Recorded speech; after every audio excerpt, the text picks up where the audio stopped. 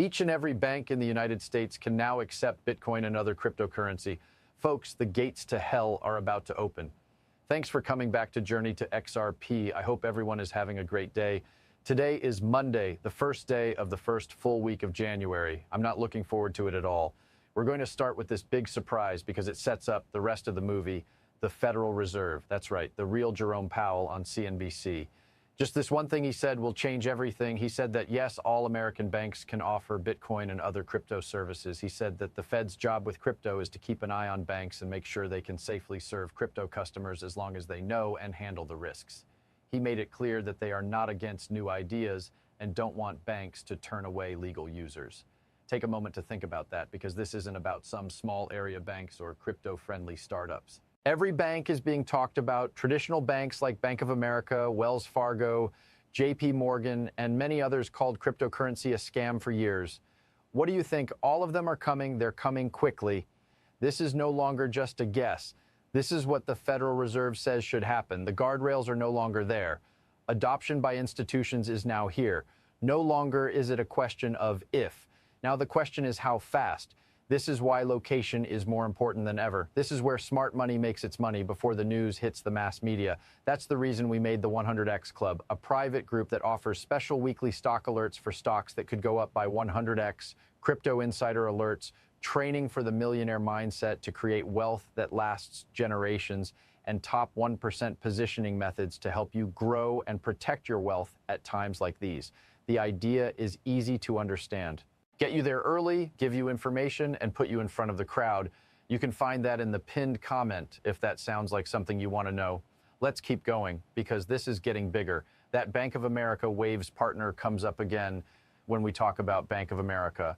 Now here's something that has been missed. Out of all the banks, Bank of America now has the most blockchain trademarks. First place, take that in. Over 300 patents are linked to Bitcoin. It's more than any other bank in the world. They're not having fun with this. They don't just want to learn about blockchain. They are building the foundations for the next age of finance in secret. Don't forget that Bank of America is a Ripple partner. Behind the scenes, they've been setting the groundwork while small investors were busy with noise and memes. XRP is being used in more and more ways and being added to cross-border payment systems. If you've been following Ripple's relationships, it's getting easier to see how everything fits together. I'm not making this up. This is a smart move. Patents take years and millions of dollars to file, so banks don't do it unless they think they will get a huge return one day. They are setting themselves up to be in charge of what comes next. It keeps going even after you think it's over. Today, January 5th, Bank of America has made it public that its wealth advisors can now suggest that their clients invest in crypto. Read it again. Advisors on wealth. Allocations of crypto. This isn't just marketing guesswork. Rich people are putting money into the market with structure, direction, and scale. This is the start. The story has finally turned around. Blockchain is no longer something that banks try to stop. As part of their main business methods, they're adding this: paying, settling, keeping track of money, tokenization, and managing wealth. Plus, chances won't wait around once that kind of money starts moving. This is how wealth loops start that last for generations, not loud, slowly, and then all at once. One of the world's biggest banks told its financial advisors, yes, you can now put your clients' money into crypto. Take a moment to think about that. There is no crazy experiment going on here. This is not a test run. The world's biggest financial power is finally giving the go-ahead. They're not the only ones, because even Vanguard has changed its mind. For years, the big investment company said in public that it didn't like crypto. Do you remember how hard they fought back? Do you remember how hard they were? Okay, that stance is over now. Bitcoin, Ethereum, XRP, and Solana ETFs can now be bought and sold on Vanguard's website. That's not a story. That's not just a guess, that's the truth. Do you see how this works? It only took one big organization to speak out first. When that happened, the dominoes began to fall. Everyone is running in at the same time now. They're tripping over each other at the front door to get there first because they know how important it is to be the first ones there. It's always been true that people who move first make the most money. Things are moving so quickly now that even the institutions that fought this for years have to change or get left behind. At the institutional level, this is what giving up looks like.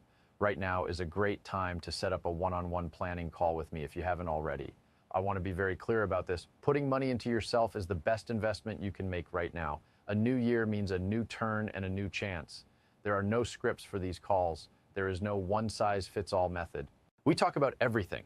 Strategies for bull markets and bear markets, position sizing, starts and exits, risk management, long-term holds versus short-term plays, and tax structure are some of the things that you should know about investing. These calls are for everything. And now for the truth.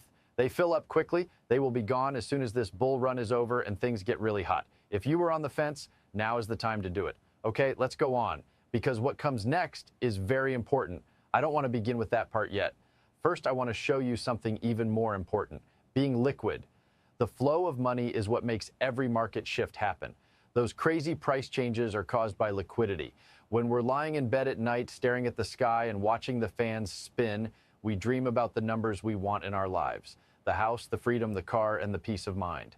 Without cash, none of that would happen. Now let's talk about this year's events. President Trump promised that every American would get a minimum dividend payment of $2,000.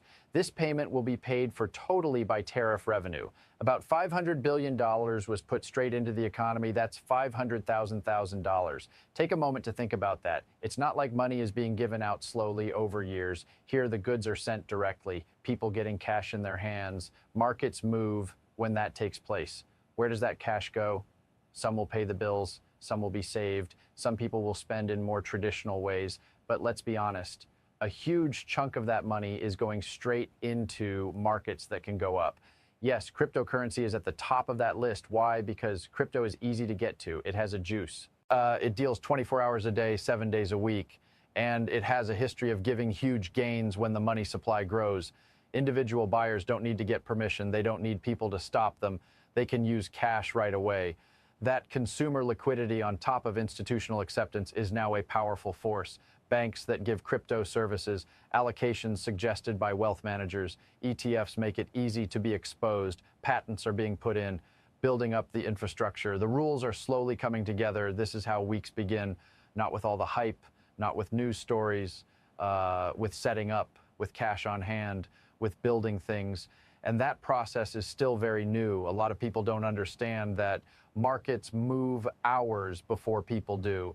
If everyone thinks that crypto is safe, real, and here to stay, we will have already lost the most money. The smart money moves slowly and carefully, starting early. The retail money comes after. That's why it's so important to understand cash. Liquidity shows you not only what moves, but also when it moves. This year, too, there is a lot of cash available everywhere, spending by the government, onboarding by institutions, access to stores. The global settlement methods are being made better. Cross-border payments are changing. Tokenization stories are becoming more popular. There are all the things you need. It's not just one coin. It's not just one ETF. It's not just one story. It's about a change in the whole system. And markets don't move slowly once these changes hit a certain point. They move very quickly. They go too far. They make chances for future generations, for people who paid attention early on. That's where we are now. The front door is still open. It won't last long, though. We already know what happens during trigger cycles, right? Do you remember the last one? Bitcoin went up. Ethereum went up. A lot of small buyers rushed into altcoins. The money moved quickly. You should now picture the same thing happening again, but this time it's different. What's different about it? We now have formal support, which is good. There are Bitcoin ETFs, XRP ETFs, Solana ETFs, Ethereum ETFs, HBR ETFs, and big banks that offer crypto services. That changes everything. There were a lot of people who wanted to get into crypto last time but couldn't. No way in. Don't agree. Not any goods. Advisors shouldn't touch it. Those walls are no longer there. So when Bitcoin and XRP both went through complete rapid growth the last time, institutions were not fully involved. Just think about what will happen when they can get in. People, things are about to get crazy outside. I mean, really crazy. Let's talk about ETFs now, since these numbers are so huge. Over 766 million XRP has already been locked up in just 8 weeks and 2 months, even though only 7 XRP ETFs have been released, and only one of them is from a big player. It's more than $1.5 billion in funds that have been managed in just 8 weeks. 8 weeks. And now for the really cool part. BlackRock is still not in the XRP ETF market. There is no Fidelity either. State Street hasn't either. Vanguard's main ETF arm also doesn't have any. It's not just Goldman Sachs either. This is not advice about money. These are huge. These are places that can move billions of dollars every day, and sometimes tens of billions. Let's do some easy math. If 7 smaller ETF providers took in 766 million XRP in 2 months, what will happen when BlackRock files for an XRP ETF? What will happen when Fidelity comes after? What happens when the establishment demand that has been building up behind the scenes is finally let out into the open? A supply shock is the name for that. No more XRP will be made. People who buy in bulk don't come in small packages. They have huge balance sheets when they come in.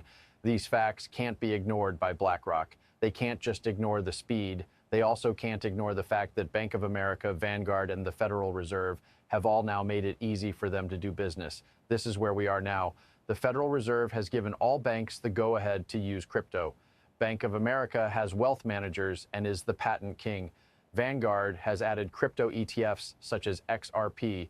There could be a $500 billion boost coming. And XRP is being taken in so quickly that even doubters can't argue with it. These parts aren't picked at chance. They're getting ready. There's only one real question left. Do you have what it takes to handle what comes next? If you liked it, please click the like button and subscribe as we keep an eye on all the big moves in this area. You don't want to miss the next thing.